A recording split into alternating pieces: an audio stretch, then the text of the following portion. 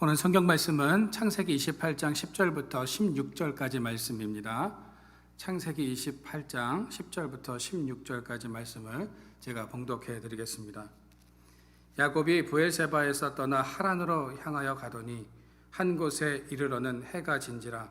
거기서 유숙하려고 그곳에 한 돌을 가져다가 베개로 삼고 거기 누워 자더니 꿈에 본즉 사닥다리가 땅 위에 서 있는데 그 꼭대기가 하늘에 닿았고 또 본즉 하나님의 사자들이 그 위에서 오르락내리락 하고 또 본즉 여호와께서 그 위에 서서 이르시되 나는 여호와니 너의 조부 아브라함의 하나님이요 이삭의 하나님이라. 내가 누워 있는 땅을 내가 너와 내 자손에게 주리니 내 자손이 땅의 티끌같이 되어 내가 서쪽과 동쪽과 북쪽과 남쪽으로 퍼져나갈지며 땅의 모든 족속이 너와 내 자손으로 말미암아 복을 받으리라. 내가 너와 함께 있어 내가 어디로 가든지 너를 지키며 너를 이끌어 이 땅으로 돌아오게 할지라. 내가 내게 허락한 것을 다 이루기까지 너를 떠나지 아니하리라 하신지라. 야곱이 잠이 깨어 이르되 여호와께서 과연 여기 계시거늘 내가 알지 못하였도다. 아멘. 할렐루야.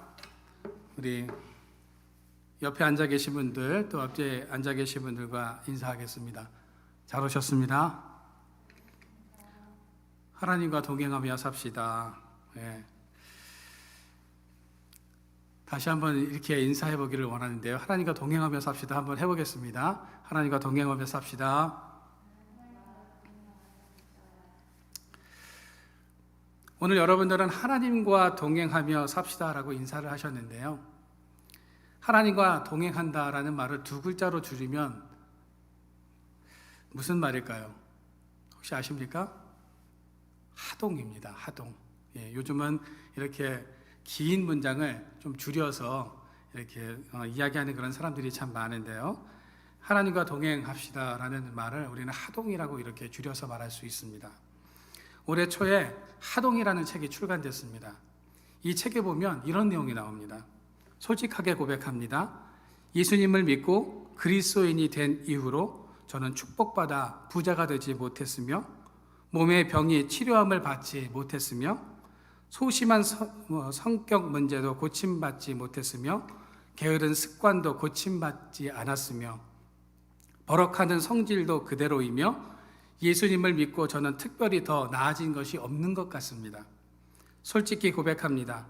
예수님을 믿고 그리스도인이 된 이후로 저는 마음으로 죄를 짓는 일이 확 줄지도 않았고 거짓말하는 것도 변하지 않았고 자랑질이나 교만한 마음도 그대로이고 남을 판단하는 것도 그대로이며 예수님을 믿었다고 해서 저는 특별히 더 나아진 것이 없는 것 같습니다. 솔직히 고백합니다. 예수님을 믿고 그리스도인이 된 이후로 저는 안 믿고 살 때와 별로 달라진 것이 없는 것 같습니다. 그래서 예수 믿는 사람은 어떻게 저렇게 살아야 한다고, 이렇게 저렇게 살아야 한다고 하니 설교나 말을 들으면 솔직히 양심이 많이 찔리고 부끄럽습니다. 솔직히 고백합니다. 예수님을 믿고 그리스도인이 된 이후로 내가 받은 최고의 축복은 눈에 보이는 육체적인 축복이 아니라 눈에 보이지 않지만 하나님과 동행하는 사람이 되었다는 것입니다. 나 자신은 변한 것이 없지만 나의 신분이 하나님을 배울 수 없는 사람에서 하나님과 동행하는 사람으로 바뀌었다는 것을 알았습니다. 솔직하게 고백합니다. 예수님을 믿기 전에는 나의 부족함과 죄악과 바뀌지 않는 성격과 생활 습관들이 전혀 눈에 들어오지 않아서 그냥 잘 살고 있는 줄만 알았습니다. 그런데 예수님을 믿고 보니 나의 연약함이 눈에 보여 그것이 부끄럽고 믿고 안타깝습니다. 그래서 저는 늘 회개하며 근신하며 살아갑니다. 여러분, 우리가 예수님을 만났다고 해서 우리의 성격과 인격이 달라지지는 않죠. 우리가 처한 상황이 바뀌지 않을 수도 있습니다. 그러나 하나님을 체험하고 그와 동행한다는 것은 예전에 내가 어떤 사람이었고 어떤 삶을 살았는지를 돌아보는 것입니다. 그리고 그 행동에 대해서 회개할 수 있는 사람이 하나님과 동행하는 사람일 것입니다. 성경에 에녹은 365년 동안 하나님과 동행하다가 죽음을 보지 않고 하늘로 올라갔다고 말씀합니다. 성경에 보면 동행이라는 말이 여러 번 나오는데요. 그 중에서 제일 처음 언급된 것이 창세기 5장 24절입니다. 에녹이 하나님과 동행하더니 하나님이 그를 데려가심으로 세상에 있지 아니하였더라. 에녹의 생애는 한마디로 하나님과 동행하는 삶, 하나님을 기쁘시게 하는 삶이었다는 겁니다. 히브리서 11장 6절 말씀해 보시면 믿음이 없이는 하나님을 기쁘시게 할 수 없다고 말씀합니다. 그러므로 하나님과 동행한다는 것, 하나님을 기쁘시게 한다는 것, 그리고 믿음은 모두 같은 맥락이라고 할 수 있습니다. 오늘 본문에 보시면 야곱이 하나님과 비로소 동행하는 삶을 살아가게 됩니다. 하나님과 동행하는 삶이란 어떤 것일까요? 단순히 하나님과 같이 걸었다는 의미는 아닐 겁니다. 같이 걷는 것만으로 우리는 동행이라고 말하지 않습니다. 동행이라고 하면 눈과 눈이 마주치고 마음과 마음이 이어지는 작업이 일어나야 합니다. 마음이 맞지 않은 사람과 여행을 한번 가보십시오. 아마 그 여행은 고난의 행군이 될 것입니다. 동행에서 가장 중요한 것은 목적지가 같아야 한다는 거죠. 바라보는 것이 같아야 합니다. 같은 방향을 바라봐야 동행할 수 있다는 거죠. 각자 바라보는 방향이 다르면 동행은 불가능한 것입니다. 오늘 본문 말씀해 보시면 야곱은 아버지를 속이고 형이 받아야 할 장자권을 가로챈 후에 지금 삼촌 라반의 집으로 도망가고 있습니다. 오늘 지도를 좀 보여주시겠어요? 여기를 보시면 브엘세바 제일 밑에 브엘세바에서 하란이 어디냐면 저 맨 꼭대기 2번이라고 써 있는 저 하란인데요. 이 브엘세바에서부터 하란까지 거리가 얼마 정도 되냐 하면 800km나 떨어져 있는 아주 먼 거리입니다. 서울에서 부산까지 400km라고 하는데요. 두 번을 왔다 갔다 할 수 있는 거리죠. 자, 요즘처럼 차가 있으면 뭐 금방 가겠죠. 그런데 예전에는 그렇지 않았습니다. 지금처럼 차가 있는 것도 아니고 야밤 도주하듯 뛰쳐나온 야곱에게 얼마나 이 거리가 먼 거리였겠느냐 하는 겁니다. 오늘 11절 말씀해 보시면 한 곳에 이르러는 해가 진지라 거기서 유숙하려고 그곳에 한 돌을 가져다가 베개로 삼고 거기 누워 자더니 라고 말씀합니다. 험한 길을 가다가 해가 지자 한 곳에 자리를 잡고 돌을 베개 삼아 몸을 뉘었습니다. 한번 이 야곱의 모습을 한번 상상해 보시기를 바랍니다. 얼마나 절망적이었겠습니까? 내가 어쩌다가 이렇게 됐나? 신세 한탄도 하면서 오만 가지 생각이 들었겠죠. 이런 생각을 하면서 절망의 밤을 보내고 있는 야곱에게 하나님께서 사닥다리를 통해서 만나 주셨습니다. 오늘 12절 말씀입니다. 꿈에 본즉 사닥다리가 땅 위에 서 있는데 그 꼭대기가 하늘에 닿았고 또 본즉 하나님의 사자들이 그 위에서 오르락내리락 하는 것을 보았다라고 성경은 이렇게 말씀하고 있습니다.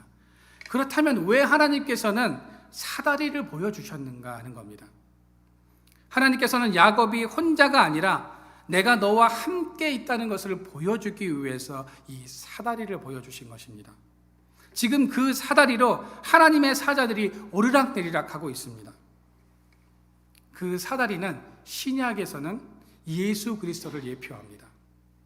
나의 힘과 의지만으로는 하나님을 만날 수가 없습니다. 그래서 길 되시고 우리의 사다리 되시는 예수님을 통해서 우리가 하나님께로 나아갈 수 있게 되는 것입니다. 야곱이 사다리를 발견하고 나서 어떤 고백을 하고 있습니까? 오늘 16절 말씀입니다. 야곱이 잠이 깨어 이르되 여호와께서 과연 여기 계시거늘 내가 알지 못하였도다 라고 이렇게 고백하고 있습니다. 여기서 우리가 한 가지 생각해 볼 부분이 있습니다. 하나님께서 야곱의 인생에 이때 처음 나타나셨는가 하는 것입니다. 야곱이 태중에 있을 때부터 하나님께서는 늘 야곱과 함께 하셨습니다. 하나님은 야곱을 한 번도 떠나본 적이 없으십니다. 그런데 16절에는 야곱이 무엇이라고 말씀하고 있습니까? 여호와께서 과연 여기 계시거늘 내가 알지 못했다고 고백합니다. 하나님께서는 야곱과 지금까지 단 한 번도 떨어져 본 적이 없으신데 야곱은 하나님께서 나와 함께 하시다는 것을 지금 이제서야 깨달았다고 고백하고 있는 겁니다. 오늘날로 말하면 야곱은 믿는 가정의 청년으로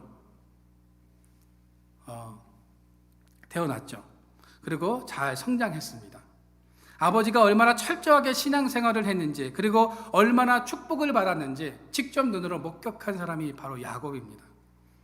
그런데 야곱의 신앙은 거기까지였다는 거죠.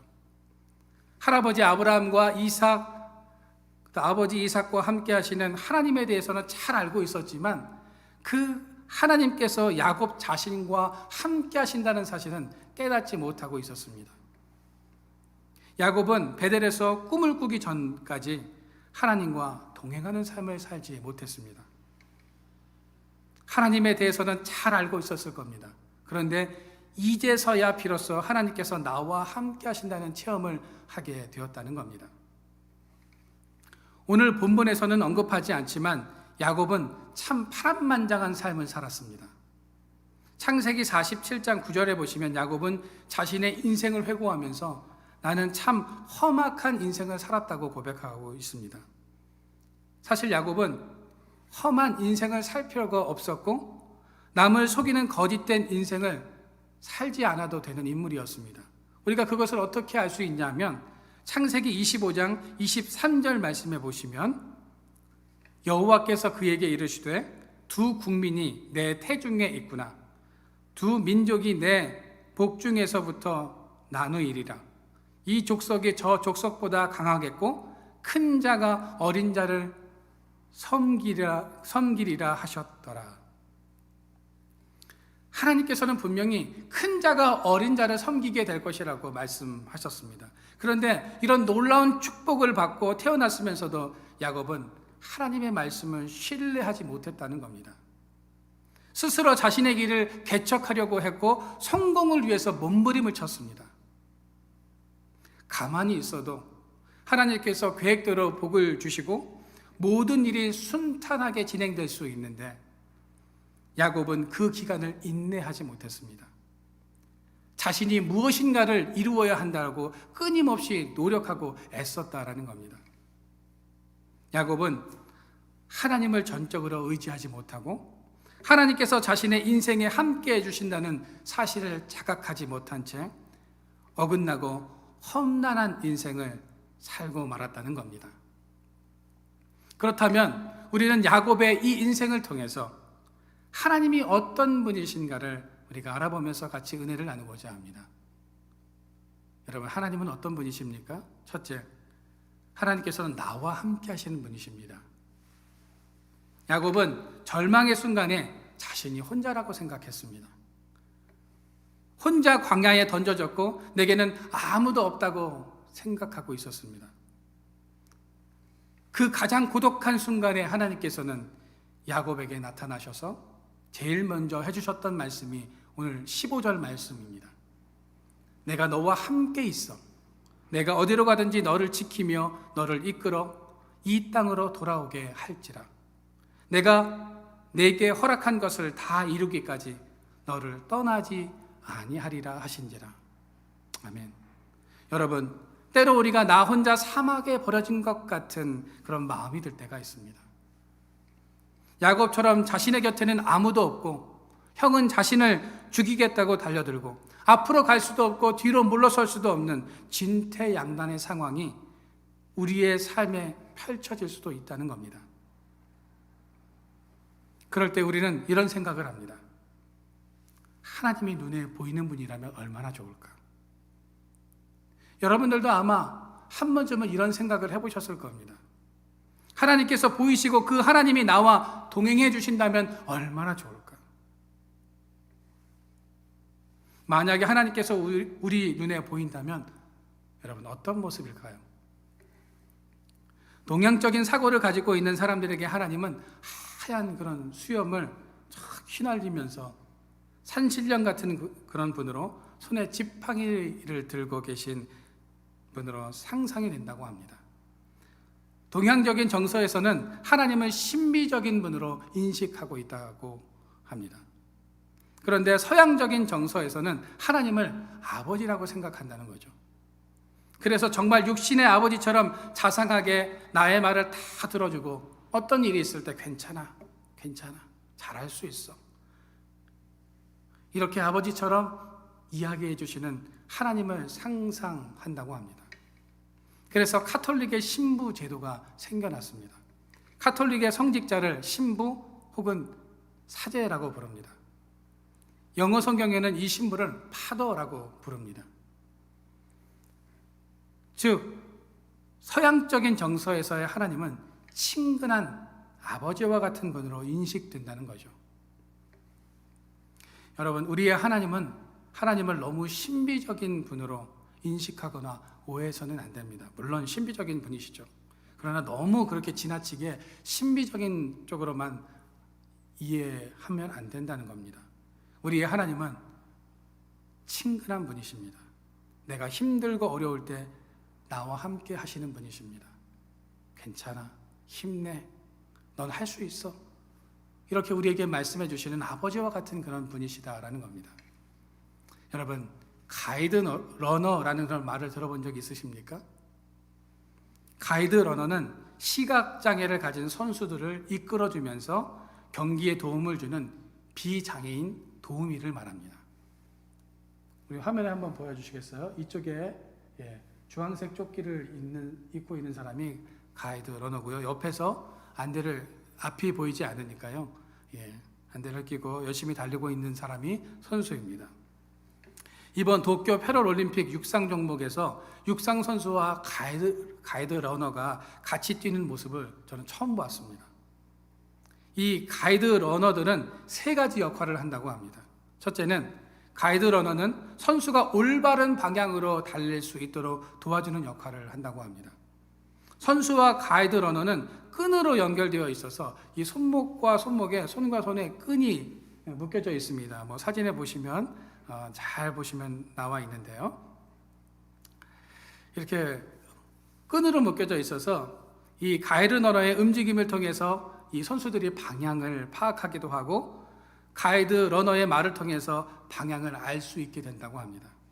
둘째, 가이드 러너들은 선수와 똑같이 훈련하고 호흡하며 선수가 좋은 성적을 낼 수 있도록 하는 역할을 한다고 합니다.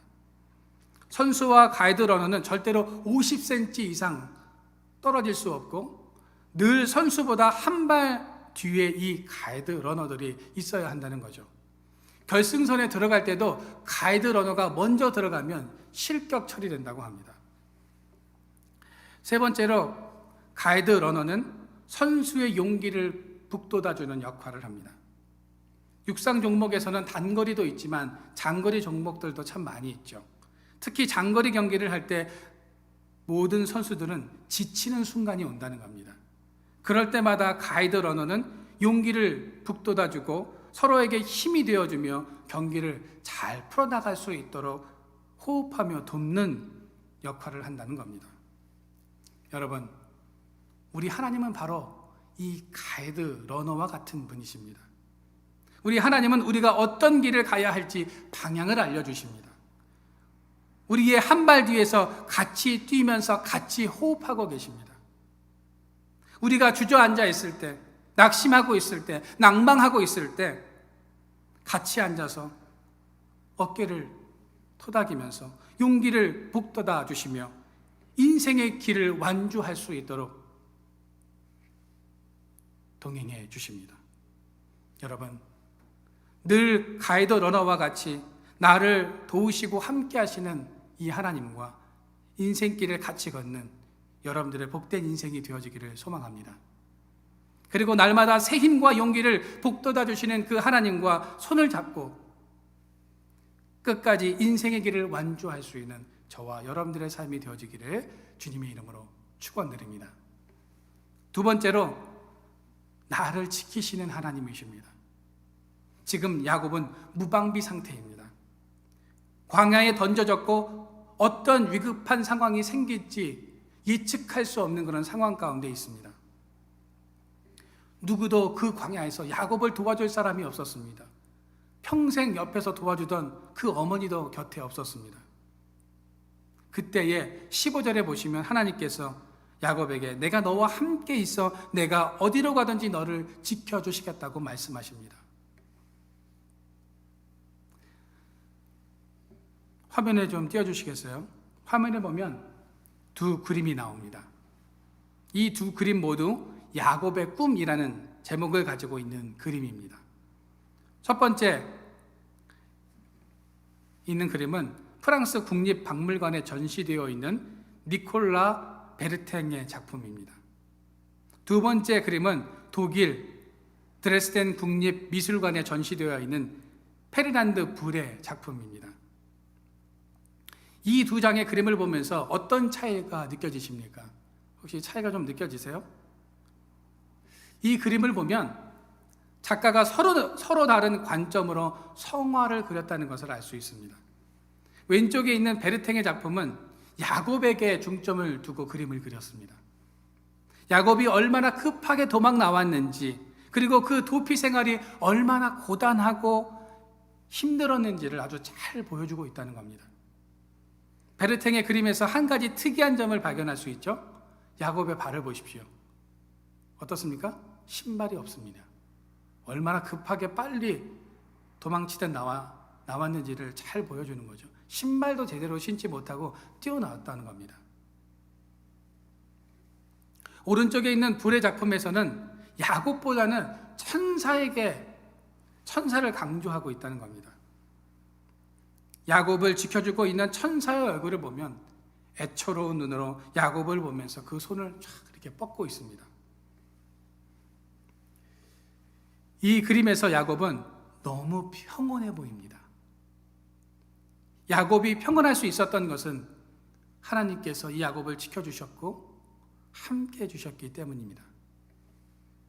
작가는 하나님께서 야곱을 지켜주셨기 때문에 야곱이 편안한 숙면을 취할 수 있음을 지금 강조하고 있다는 겁니다.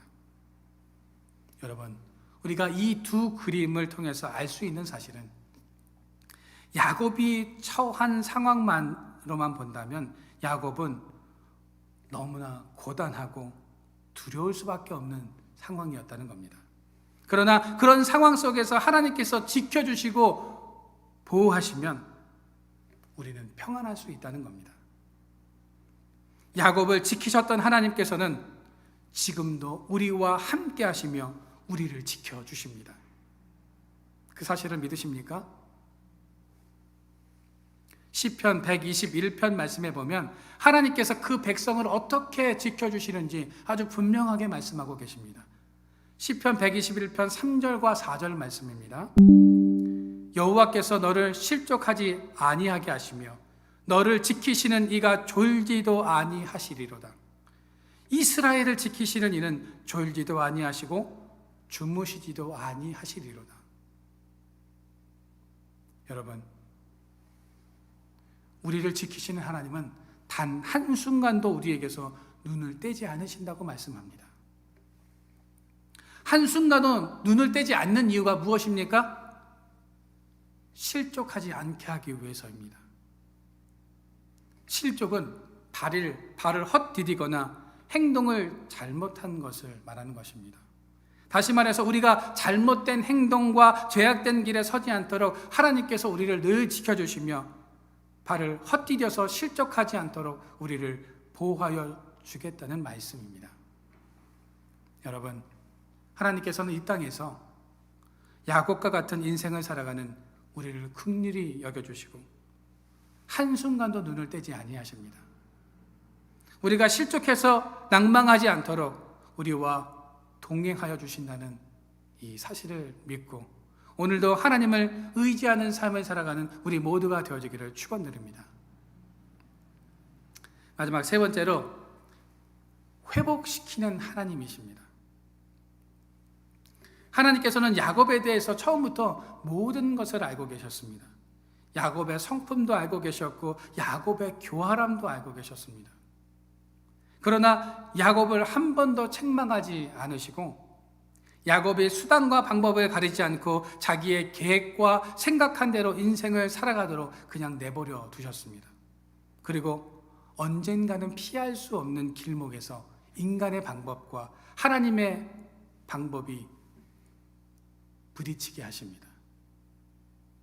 둘 중 하나는 포기해야 하는 시점이 찾아오게 하신다는 겁니다. 그럴 때 우리는 어떤 것을 선택해야 합니까? 하나님의 방법과 인간의 방법. 이것이 분명히 딱 만나는 그 시점이 있는데 그 시점에서 우리는 어떤 것을 선택해야 할까요? 당연히 하나님의 방법을 선택해야 합니다. 여러분, 우리는 야곱의 삶을 통해서 야곱이 하나님의 방법이 아닌 인간적인 생각으로 자신의 미래를 계획했음을 알 수 있습니다. 하나님께서 가장 적절한 때에 길을 열어주시는데 그것을 기다리지 못하고 야곱은 하나님을 무시하고 자신의 길을 개척하려고 했던 겁니다. 그래서 야곱은 험난한 인생을 살아갈 수밖에 없었다는 거죠. 하나님께서는 탕자의 아버지처럼 기다리십니다. 탕자가 모든 것을 잃고 아버지를 기억했던 것처럼 야곱이 자신의 계획과 방식대로 살아가다가 외로움과 고독의 장소인 베델에서 하나님을 만나게 됩니다. 지금까지 야곱은 하나님께서 나와 동행한다는 것을 깨닫지 못하다가 이제서야 하나님께서 나와 함께 하신다는 사실을 깨닫게 되었습니다. 15절 말씀입니다. 내가 너와 함께 있어 내가 어디로 가든지 너를 지키며 너를 이끌어 이 땅으로 돌아오게 할지라. 내가 내게 허락한 것을 다 이루기까지 너를 떠나지 아니하리라 하신지라. 여러분, 여기에 너예요. 우리의 이름을 한번 넣어보며 이 성경 구절을 한번 읽어봤으면 좋겠습니다. 저 호영이거든요. 내가 호영이와 함께 있어. 호영이가 어디로 가든지 호영이를 지키며 호영이를 이끌어 이 땅으로 돌아오게 할지라.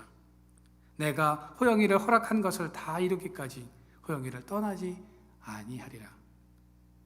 여러분들의 성함을 넣어서 한번 이 15절 말씀을 우리가 다시 한번 읽어보면 좋겠습니다. 같이 읽겠습니다. 내가 누구와 함께 있어 호영이가 어디로 가든지 호영이를 지키며 호영이를 이끌어 이 땅으로 돌아오게 할지라. 내가 호영이를 허락한 것을 다 이루기까지 호영이를 떠나지 아니하리라. 아멘. 하나님의 이 말씀을 들은 야곱이 뭐라고 대답합니까? 16절 말씀입니다. 야곱이 잠이 깨어 이르되 여호와께서 과연 여기 계시거늘 내가 알지 못하였도다. 하나님께서 나와 함께 하셨는데 내가 지금까지 그 나와 함께 하시는 하나님을 알지 못했는데 과연 하나님께서 나와 함께 하셨구나. 하나님은 나와 동행하시는 그런 분이시구나라는 것을 깨닫게 되었다고 고백하고 있습니다. 하나님께서는 야곱에게 다시 이 땅으로 돌아오게 하실 것이라고 말씀하고 계십니다. 지금은 도망치듯 떠나고 있지만 분명 모든 것을 다시 회복시켜 주시겠다고 말씀하고 계십니다. 야곱에게 이것보다 더 큰 위로가 어디 있겠습니까? 문제를 일으키고 기약 없는 길을 떠나고 있는 야곱에게 하나님께서는 다시 원상복귀 시켜주시겠다고 말씀하십니다. 사람은 쏟아진 물을 다시 주워 담을 수 없습니다. 그러나 하나님께서는 그 일을 행하십니다. 야곱은 결국 형과의 화해를 이루어냅니다. 하나님께서 형 에서의 마음을 움직여 주셨기에 가능한 일이었습니다. 여러분, 하나님께서 야곱을 만나주시고 믿음의 사람으로 만들어 놓으셨다면 우리의 삶에도 이런 역사가 분명히 일어날 수 있습니다. 야곱을 위로하시고 다시 회복시켜 주셨던 하나님께서 우리의 삶에도 개입하여 주셔서 경제적으로 어려움 가운데 있는 분들, 육체적으로 고통 가운데 있는 그런 성도들을 위로하시며 회복시켜 주실 줄로 믿습니다. 오늘 우리는 야곱을 다시 회복시켜 주시고 믿음의 자리로 돌아오게 하셨던 그 하나님의 약속의 말씀을 붙들고 승리하는 삶을 살아가기를 소망합니다. 우리의 삶도 분명 하나님께서 다시 회복시켜 주실 것입니다. 그 사실을 오늘도 믿고 오늘을 잘 이겨내며 살아갈 수 있는 저와 여러분들의 삶이 되어지기를 주님의 이름으로 축원드립니다. 기도하겠습니다. 사랑하는 하나님, 우리의 삶 속에서 나와 함께 하시는 하나님, 나를 지켜주시는 하나님, 회복시켜주시는 하나님을 만나 우리의 인생이 험난한 인생이 아니라 형통한 인생으로 인생 역전되어지는 역사가 일어나게 하여 주시옵소서. 예수 그리스도의 이름으로 기도드립니다.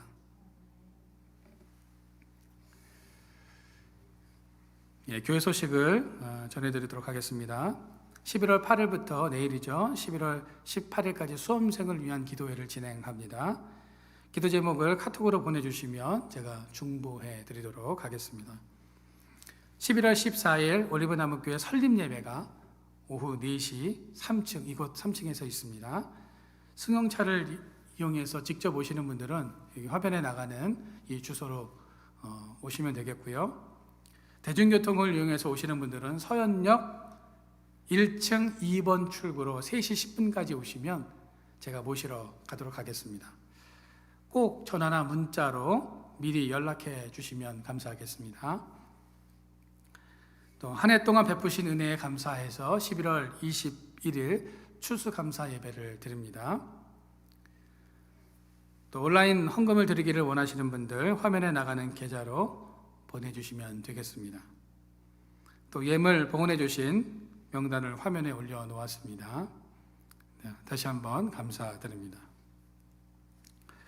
제가 축도하고 오늘 예배를 마치도록 하겠습니다. 이제는 예수 그리스도의 크신 은혜와 극진하신 하나님 아버지의 사랑하심과 성령님의 감화 감동하심이 우리와 함께 하시고 우리를 지켜주시고 회복시켜주시는 하나님과 동행하기로 작정하는 우리 성도들 머리머리 위에와 그들의 가정과 자녀 위에 지금부터 영원까지 하나님께서 함께하여 주시기를 간절히 축원하옵나이다.